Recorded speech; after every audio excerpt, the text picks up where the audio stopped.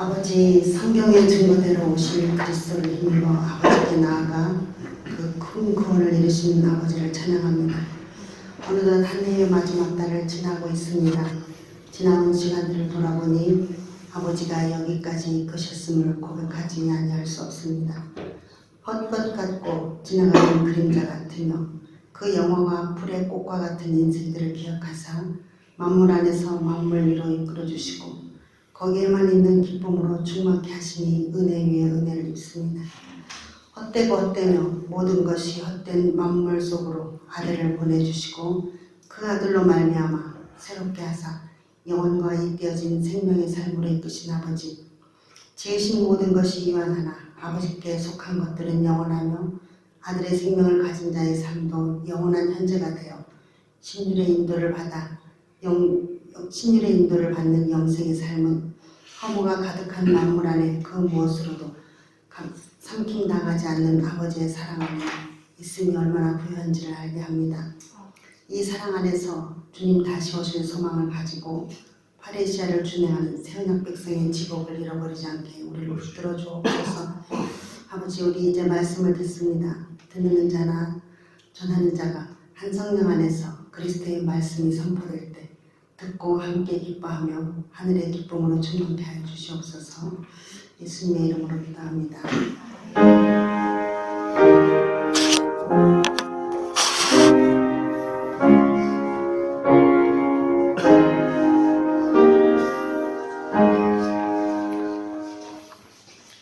오늘 말씀은 구약성경 전도서 2장 1절에서 11절까지 말씀입니다.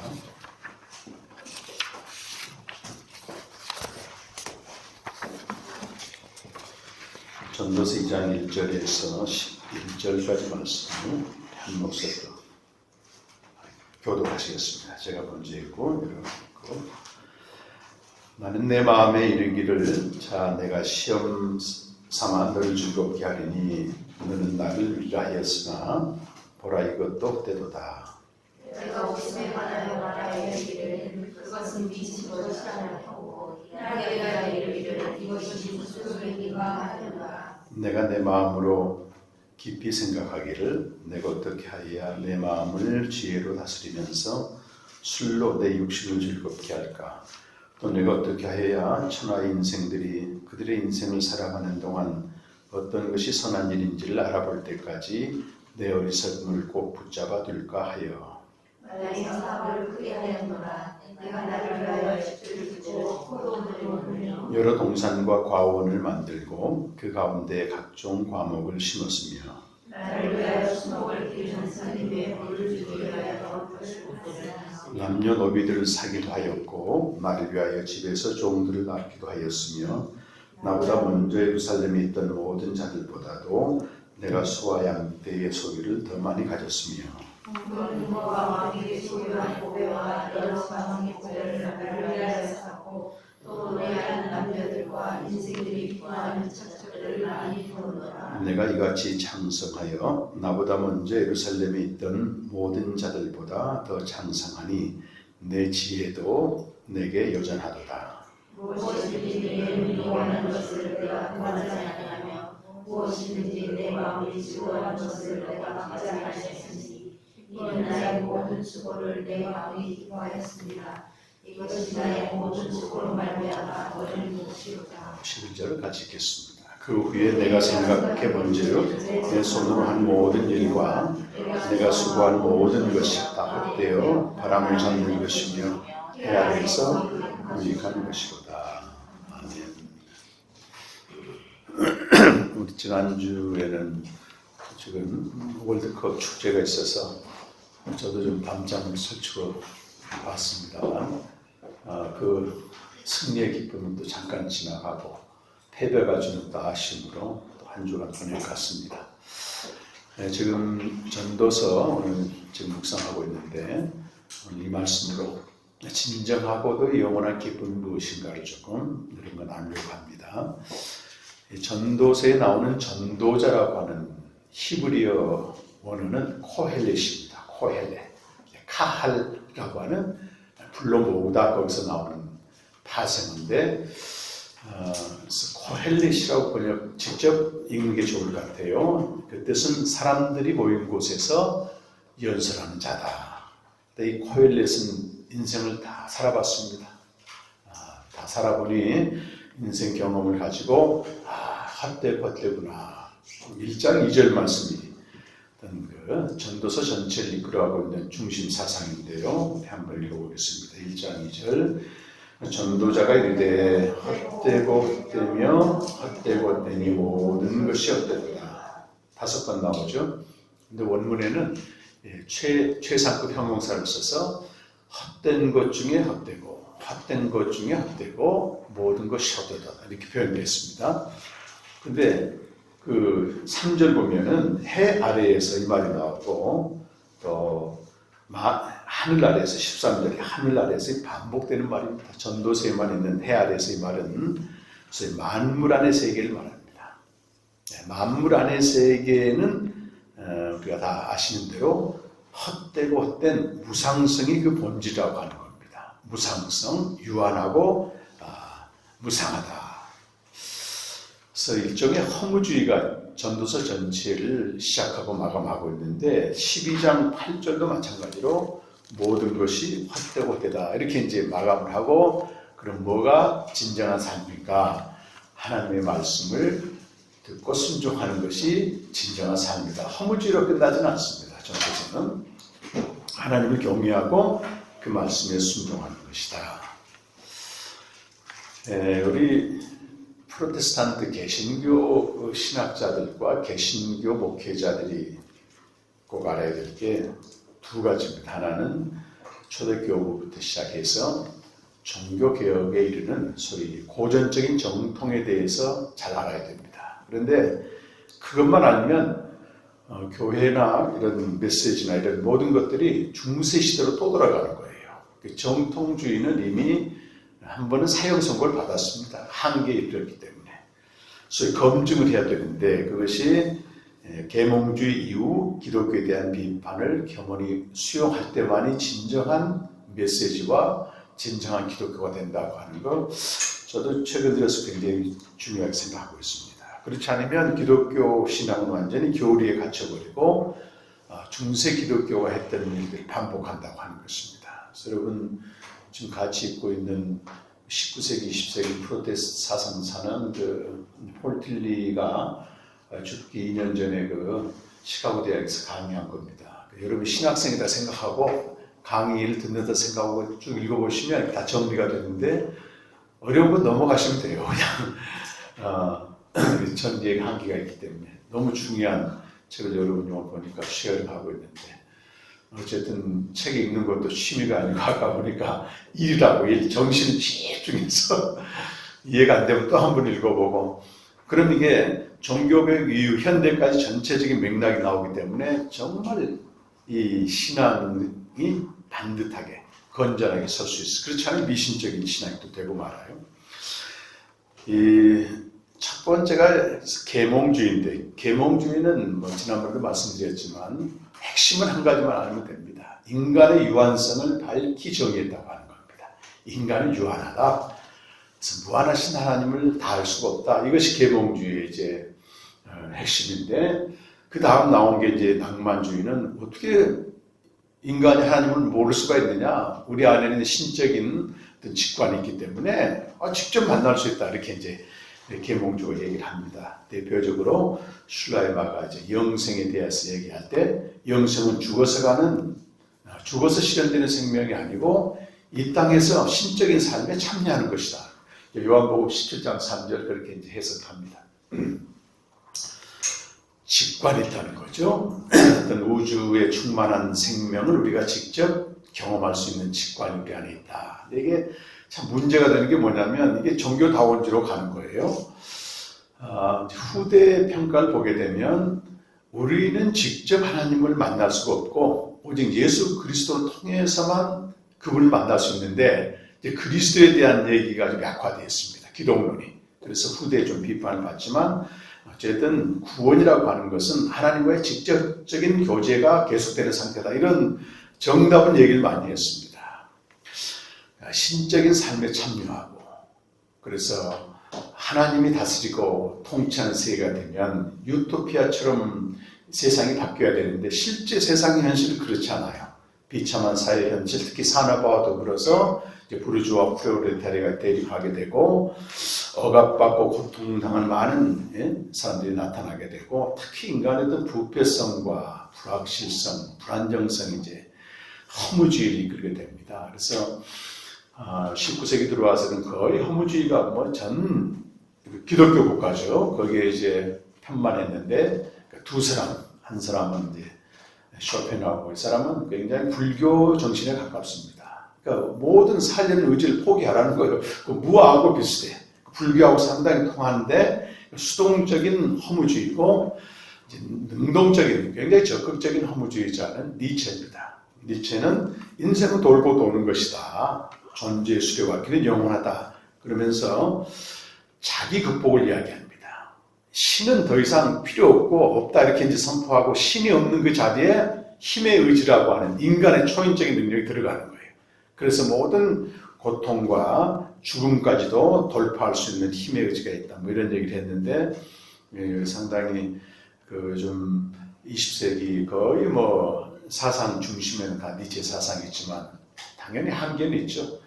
기독교에 대해서 상당히 비판을 했는데 그가 경험한 기독교는 아주 극단적인 기독교를 경험했어요. 자기의 경험을 가지고 기독교를 비판한 거기 때문에 우리가 그의 비판을 참고는 하지만은 참고는 뭐예요? 그가 말하는 기독교인이 돼서는 안 된다. 이런 정도는 우리가 성찰해야 될 필요가 있습니다. 지금은 이제 벌써 20세기, 21세기가 접어들고 있는데 허무주의의 본질은 거의 바뀌지 않습니다. 우리가 옛날보다 훨씬 잘 살게 되었고 풍요롭게 살게 되었지만 그 이면에는 무의미와 허무가 주는 그 말로 다 할 수 없는 고통들이 잘 들여져 있습니다. 청년들이 삶의 의미와 목표를 잃고 인생을 끝내기도 하고 또 무미건조한 삶과 이 지루한 삶을 달래기 위해서 중독에 빠집니다. 중독. 마약 중독, 도박 중독, 섹스 중독, 스크린 중독 이런 선정적인 스크린과 중독을 통해서 이 무미건조하고 지루한 삶을 심심한 걸 못 견디는 거예요. 그래서 젊은이들이 뭐 유튜브 한번 보게 되면 얼마나 이런 것들 스크린에 자극적인 게 많이 나오면 시간 가는 줄 모르고 봅니다. 의미상실과 의미 공백에서 나타나는 허무주의의 실상이 지금도 계속되고 있습니다. 그러면 전도자가 말한 허무가 왜 왔느냐고 하는 거예요. 왜 왔느냐? 그것은 사람이 스스로 통제할 수 없는 영역입니다. 그래서 하나님, 로마서 8장 19절과 20절 가보시게 되면 하나님을 떠난 인간으로 인해서 모든 만물은 결국 허무한 대로 굴복하고 만다. 원인이 바로 하나님을 떠난 데 있다. 한번 로마서 여러분 8장 19절 이해가서 한번 읽어보겠습니다. 전도서의 그 해답이 여기 있다고 봐요. 신약시대에서 해결되는데 19절에서 21절까지 말씀입니다. 로마서 8장 19절에서 21절까지 말씀 한번 읽어보겠습니다. 시작. 피조물이 고대하는 하나님의 아들들이 나타나는 것이니 피조물이 허무한 데 굴복하는 것은 자기 뜻이 아니요 오직 굴복하게 하신 이로 말미암음이라. 그 바라는 것은 피조물도 썩어짐의 종로를 타는 데서 해방되어 하나님의 자녀들의 영광의 자유에 이르는 것입니다. 본질이, 허무의 본질이 하나님이 하신다는 겁니다. 하나님 없는 세상과 하나님 없는 인간과 하나님 없는 모든 성취는 결국 허무하게 된다. 이게 이제 로마서에서 하는 말씀이죠. 그럼 어떻게 해야 되겠습니까? 허무의 극복은 결국 하나님의 아들이 나타나야 된다. 우리가 어떤 예수님이 오셔야 되고 예수 그리스도 안에 있는 신적인 충만만이 만물 안에 가득한 허물을 극복한다고 하는 것입니다. 그 무엇으로도 채울 수 없습니다. 예수 그리스도의 신적인 충만은 골로새서 2장 9절 10절을 보면 그 안에 있는 자에게 동일하게 충만함을 오게 됩니다.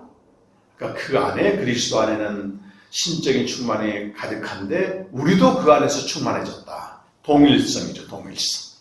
하나님의 사랑과 신실함으로 충만해지는 것입니다. 오늘 본문에 보게 되면 코엘렛이 우리가 쭉 같이 읽었습니다만 모든 인생의 꿈꾸는 그 세상, 인생을 전부 실현합니다. 4절에서 9절까지 말씀 한번 보시게 되면요. 나는 나의 사업을 크게 하였다. 그렇게 되어 있죠. 여러분이 4절에서 9절까지 읽어보게 되면 좀 주목해야 될 부분이 뭐냐면 내가 계속 주체가 나죠. 그리고 또 누굴 위하여? 전부 나를 위하여. 이게 반복됩니다. 그래서 여기 이 단락에 보게 되면 내가란 말이 한 10번 나오고 나를 위하여 이 말이 4번 정도 나와요. 전부 앞에 있는 나의 정원, 나의 소유, 나의 사업, 나의 수고, 전부 나. 이런 쭉 읽어보시게 되면 그런 내용이라니까 굉장한 창조의 역사를 이루었습니다. 어떤 무에서 유는 아니었지만 거의 내가 집을 지었고 나의 동산을 꾸몄고 나의 나무를 또 심기 위해서 그 열매 맺도록 하기 위해서 저수지를 만들었고 전부 엄청난 창조의 역사를 이룬 거라고 지금. 근데 왜 이런 창조의 역사를 다 했습니까? 그것은 전체적인 주제는 2절에 나와 있는데 웃음에 관하여 희락에 관하여 이것 때문에 그런 겁니다. 왜 여러분 사람이 성공하려고 합니까? 성공 자체의 목적이 아니고 그것이 주는 그 기쁨이 있어요. 즐거움. 그래서 편히 쉬자. 이제 즐겁게 살자. 요즘 사람들이 그런 게 얘기한답니다. 한 10억도 좀 부족하지만 10억만 벌고 빨리 은퇴하고 즐겁게 살자. 이게 이제 사람들의 유행어라고 합니다. 그러니까 즐겁게 사는 거예요. 재밌게 사는 겁니다. 그 안에. 근데 마지막 절 11절의 말씀 보게 되면 전부 어떻게 된다고 되어 있어요. 다 헛되어 바람을 잡았다. 허물로 끝난다는 것입니다. 결국 코엘렛이 창조적인 수고를 전부 한 것은 어떤 즐거움이나 기쁨이나 웃음을 얻고 잠이었는데 돌아온 것은 정반대가 돌아왔다. 정반대. 허무가 돌아왔다. 많이 성취할수록 그 깊은 허무가 있습니다. 왜요? 내가 주체가 되어서 나를 위해 사는 삶의 마지막은 전부 허무라고 하는 겁니다. 오늘 그러지 않습니까, 여러분? 푸뇨 속의 사람들은 허무로 인해서 절규합니다. 조선일보에 한때 윤서인 작가가 시사만화가인데 연재한 만화가 있는데 상당히 오늘날 우리 한국 현실을 좀 이렇게 잘 설명을 하는 것 같아서 제가 한번 좀 소개하려고 합니다. 주인공이 누구냐면 미국에서 오래 살다가 한국에 휴가 온 사람입니다. 몇십 년 만에 한국을 찾은 그런 교포가 되겠죠. 그는 오자마자 우뚝우뚝 보이는 고층 브랜드 아파트를 보고 놀랐다.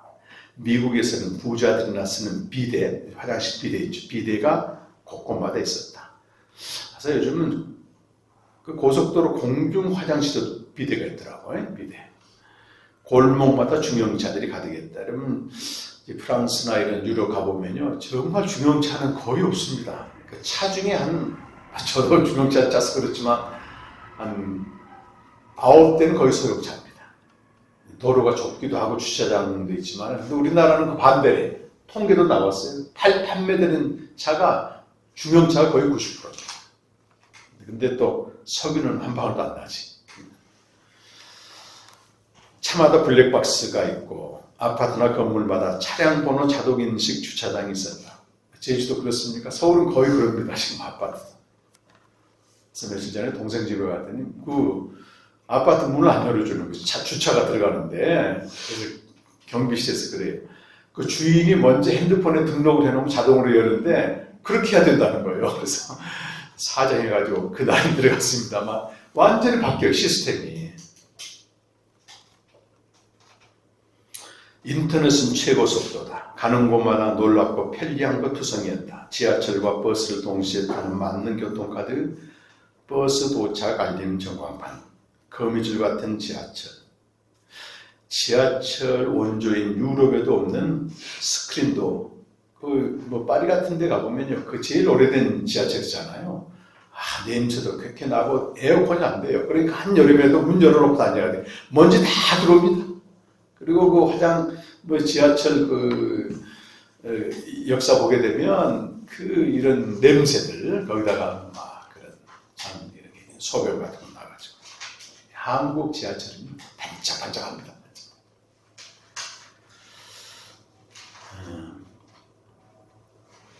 하여튼 세계 최고 수준의 대중교통 시스템에 그는 입을 다물지 못했다.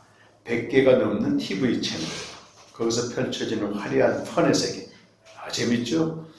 핸드폰으로 부르기만 하면 집 앞에 대기하는 택시, 24시간 열린 집 앞에 편의점, 대리운전 서비스, 문 앞에 배달되는 음식, 거리마다 널린 카페, 아이들 손에도 들린 비싼 핸드폰, 하루면 오는 택배, 열쇠 없이 비번으로 여는 현관, 해외여행 인파로 북적대는 공항. 그는 10수년 전 한국을 떠날 때만 해도 상상도 못한 일들을 봤다. 마치 타임머신 타고 미래로 간 것 같은. 미국에서는 엄두도 못 내는 건강검진과 치과치료를 받았다. 첨단 아파트에 사는 친구 집에 놀러 갔다가 여지없이 지금 아파트 전부 창문 이런 게 자동으로 돼 있어가지고 너무 놀란 거예요. 미국 촌놈이란 말을 듣고 이런 위대한 조국을 두고 다시 미국으로 돌아가는 것이 못내 아쉬웠다. 조국이 못됐다. 그런데 그걸 더 놀라게 한 일이 있었어. 만나는 사람만 하는 말이 죽겠다, 힘들어, 못 살겠다, 정치가 개판이다, 나라가서 갔다. 전부 만나는 사람은 이런 얘기 하는 거. 성토대회. 집값, 전세값 올라 살 수 없다. 자식 교육에 등골이 빠진다. 살기 어려워서 결혼도 안 한다. 자식도 안 난다. 힘들어. 자살률이 OECD 최고. 선명한 화제를 자랑한 대형 TV에서는 우울하고 싸우고 죽는 소식들이 그치지 않고 이것도 나라냐. 헬지옥이란 말 들어보셨죠? 지옥 같은 조선이다. 정리하지 말아라. 최저임금 올려달라. 여자는 밤길 못 다닌다. 정치 똑바로 해라. 반값 등록금 실시하라. 정치인들의 거짓 선동과 못 살겠다 할아버지, 노사투쟁, 집단파업 이런 아우성으로 절규했다. 근데 보니 사실적인 얘기입니다. 미국에서는 전세는커녕 월세 3,000불 내고 제 딸도 2,500불씩 내고, 네? 우리나라도 한 300만 원 넘습니다. 월세가. 남자도 밤길이 무서워 미국 못 다니고 미국의 대학 등록금은 한국의 10배가 넘습니다. 임플란트 2개 하는데 6천만 원 들어갔어요. 딸도 와가지고 임플란트 하고 왜? 싼 맛 하고 갔더니 100만 원 넘는데도 싸대 그게.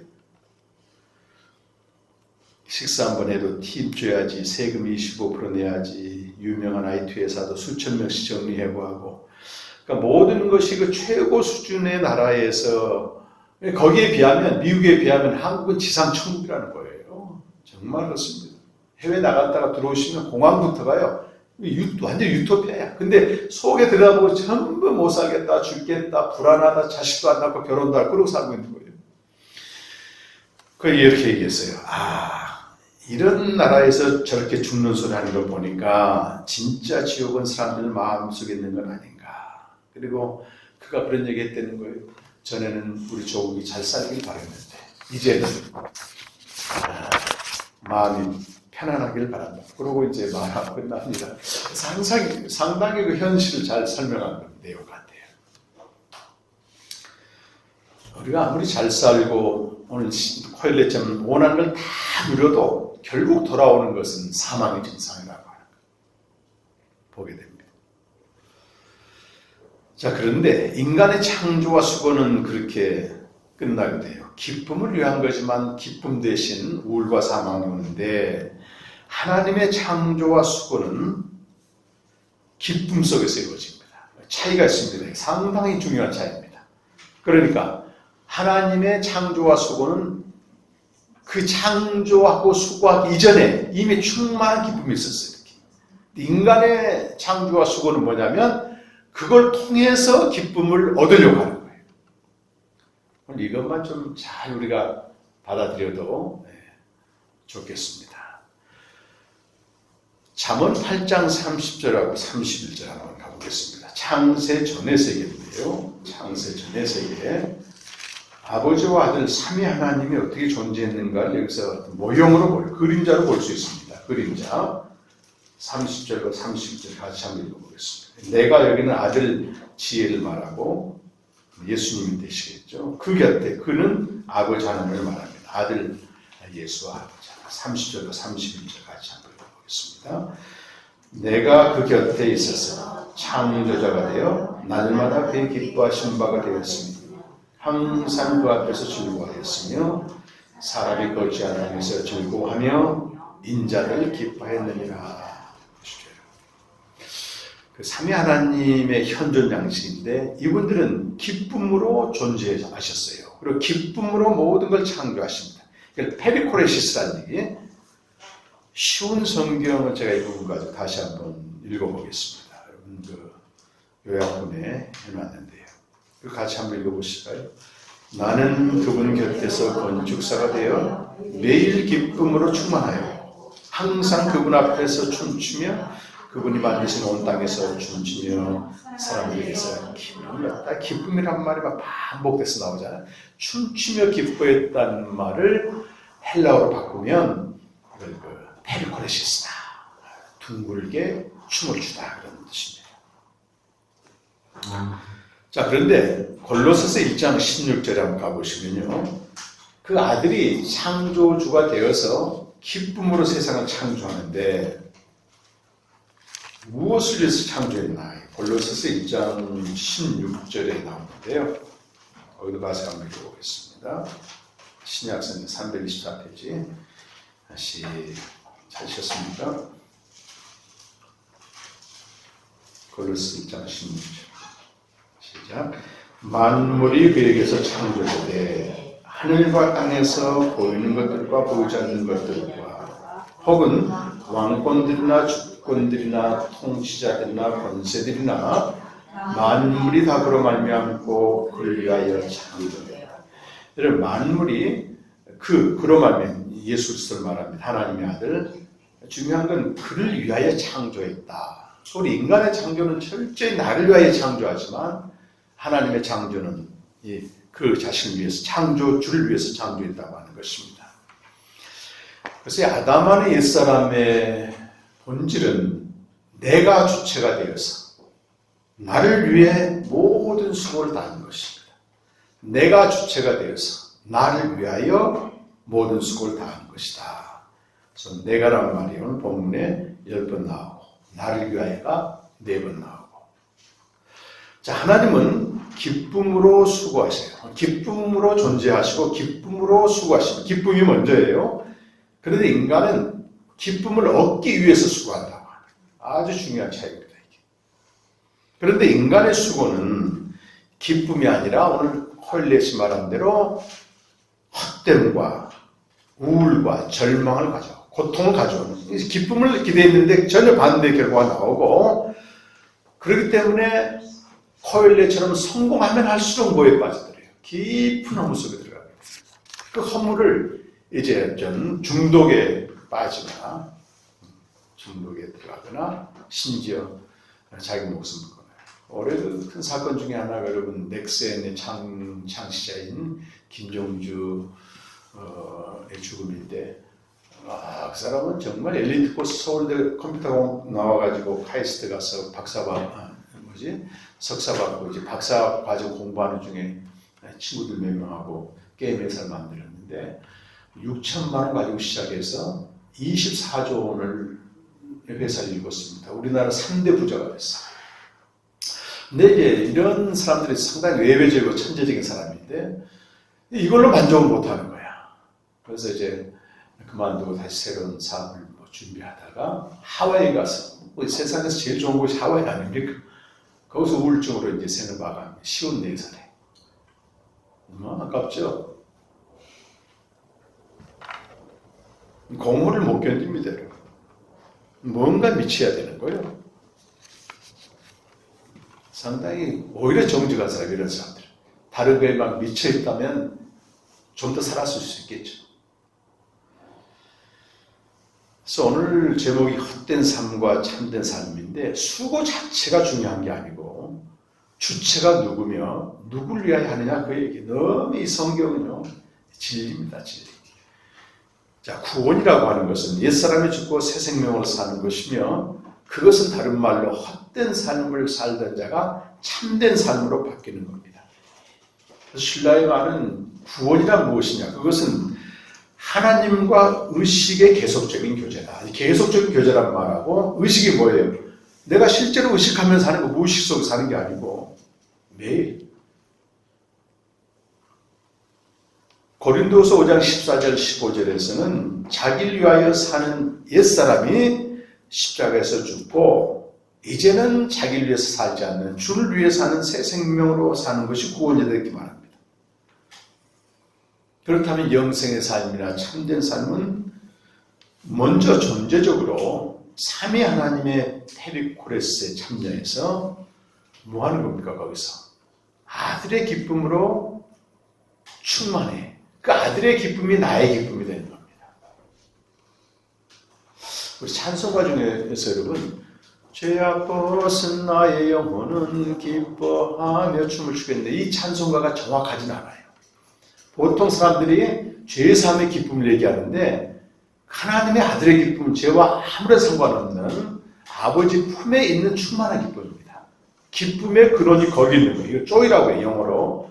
이 기쁨을 누구나 모든 사람이 영혼을 사모하는 마음이 있기 때문에 그 조이가 없게 되면 일시적이고 찰나적인 펀이라고 하는 이 조이의 대용품을 당연히 찾게 되어 있는데 그 대용품을 찾으면 찾을수록 이제 중독이라고 하는 그 불행에 빠지게 돼. 일순간 기쁨을 주거든. 중독. 좀 많은 젊은이들이 중독에 빠져 있습니다. 그래서 요한복음 15장 11절에 보면 우리의 기쁨은 죄와 무관한 삼위 하나님 안에 참여함으로 그분들의 기쁨이 우리의 기쁨이 그대로 된다는 것입니다. 요한복음 15장 11절 말씀 10절 말씀부터 같이 읽어보시죠.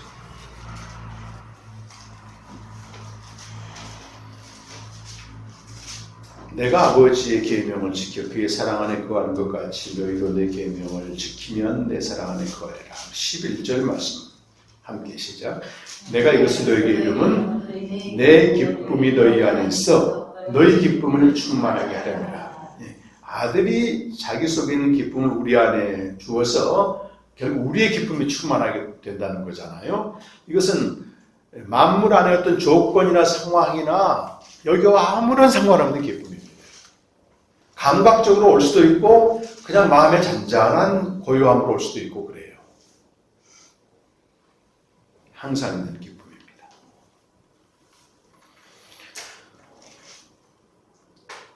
그래서 우리 참된 삶이란 헛된 삶은 뭐예요? 헛된 삶은 기쁨을 얻기 위해서 수고하지만 참된 삶은 이미 내 안에 기쁨이 충만한 상태에 수고하기 때문에 수고의 결과를 통해서 내가 뭔가 얻으려고 초월해버립니다.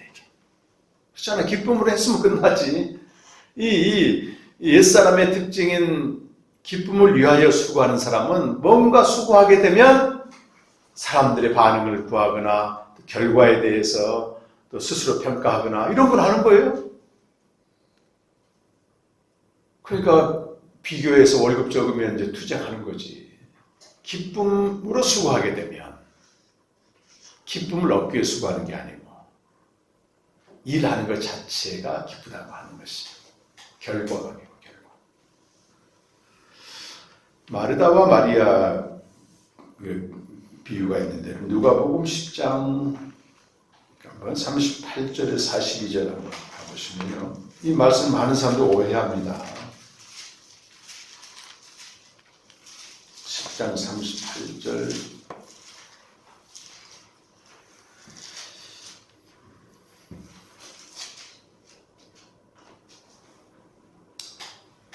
우리 42절까지인데요. 우리 함께 읽어보실까? 시작. 그들이 갈 길에 갈 때 예수께서 들어가시니 마르다라 이름하는 한 여자가 자기 집으로 이르러 가더라. 그에게 마리아라는 동생이 있어 주의 발치에 앉아 그의 말씀을 듣더니 마르다는 준비하는 일이 많아 마음이 분주한지라. 예수께 나아가 이르되 주여 내 동생이 나 혼자 일하게 두는 것을 생각하지 아니하시나이까. 그를 명하사 주께서 대답하여 이르시되 마르다야 마르다야 내가 많은 일로 염려하고 근심하나 몇 가지만 하든지 욕을 한 가지만이라도 족하니라. 마리아는 좋은 편을 택하였으니 빼앗기지 아니하리라. 여러분 40절에 보면 마르다는 준비하는 일이 많다 해서 준비 앞에 조그만 글씨가 하나 있어요. 조그만 글씨 보입니까 여러분? 그 밑에 뭐라고 되어 있어요? 이것이 봉사다는 말인데 이 말은 사명이란 말과 똑같습니다. 그러니까 모든 그 사람들은 사명적인 존재잖아요. 사명을 주님을 위해서 사명을 감당하는데 마음이 지금 분주했다는 거예요. 그래서 마리아에게 빨리 날 도와달라. 나 혼자 일하게 두는 거 생각하지 않아. 그러면서 이제 도와주라고 부탁하니까 여러분 41절에 예수님이 이 뜻밖에 이렇게 대답하세요. 마르다야 마르다야 내가 많은 일로 염려하고 근심하느냐.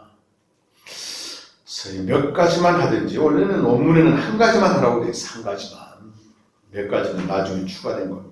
한 가지만 해도 족하다. 마리아는 이 좋은 편을 택하였으니 빼앗기지 아니하리라. 여기서 이제 오해가 뭐냐면 마르다는 열심히 식당에서 일만 한다. 마리아는 이제 설교 듣는다. 이렇게 잘못 생각하면 절대 안 됩니다. 아까 준비한다는 말이 사명이란 말이에요. 모든 사람에게 각자에게 맡은 사명이 있는데 문제는 마르다가 어떻게 그걸 하고 있습니까? 분주하게 하면서 근심하고 염려해. 다른 말로 기쁨으로 하지 않는 거야. 기쁨으로. 내가 기쁨으로 했다면 마리아가 말씀을 듣든 안 듣든 뭔 상관이 그게. 한 가지만 족하다는 말이 뭐예요? 주님과의 교제를 말합니다. 교제.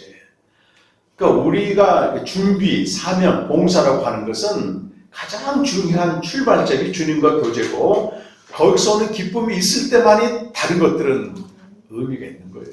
헛된 일입니다. 다른 것들.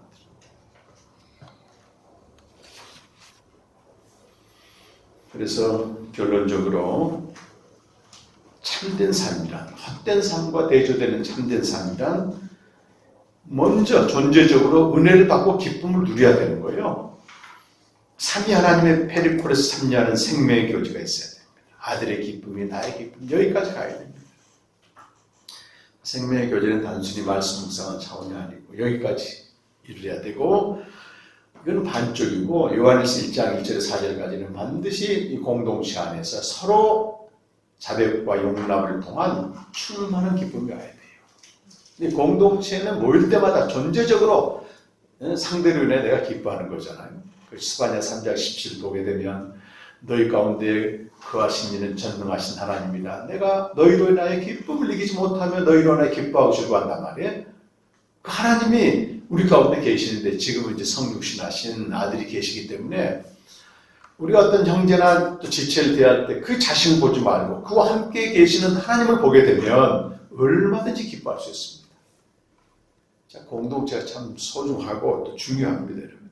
이 안에 영적 기쁨이 막 일어나야 되는 거예요. 존재 자체가 너무 기쁘잖아요. 오늘도 제가 여러분 보는데 그렇게 해야 되고 그 다음에 내게 주어진 일상에서 무엇을 하든지 주를 위하여 하라. 기쁨으로 하라. 두 가지입니다. 기쁨으로 하되 나를 위하여 하지 말고 주님이 주체가 되어서 주를 위하여 하라. 그 초대교회 당시 가장 힘든 일이 노예였습니다. 노예일이었죠. 근데 골로새 3장 22절에서 23절 노예들에게 뭐라고 바울이 권면하냐면 우리가 이제 이 말씀도 보게 되면 앞에 있는 부분들 3장 1절부터 쭉 17절까지 바울이 위의 것을 찾는 삶, 삼위 하나님과의 페리코레시스죠. 아들과 아버지와 교제를 쭉 얘기하고 3장 18절부터는 이제 적용에 대한 부분인데 특별히 3장 22절부터는 노예들에게 하는 말이 노예들에게 종들아 그랬는데 노예들아 육신의 상전들에게 순종하되 사람을 기쁘게 하는 자와 같이 하지 눈 가리고 하지 말고 오직 주를 위하여 성실한 마음으로 하라. 또 23절과 24절에 이렇게 되어 있어요. 골로새 3장 23절 24절 함께 시작. 무슨 일을 하든지 마음을 다하여 주께 하고 사람에게 하지 말라. 이는 기업의 상을 주께 받을 줄 아나니 너희는 주 그리스도를 섬기느니라. 그럼 우리가 노예로서 성실하게 사는 것도 사실은 누구를 위해서 일한다는 거예요. 그게 주님을 섬기는 거예요. 완전히 당시의 그 어떤 세계관을 볼 때는 너무 파격적인 선언이에요. 파격적인 선언. 어떻게 가능합니까 이것이? 내 안에 기쁨이 있을 때 됩니다. 기쁨이 없는데 일하는 거는 참 비극이야 이거는.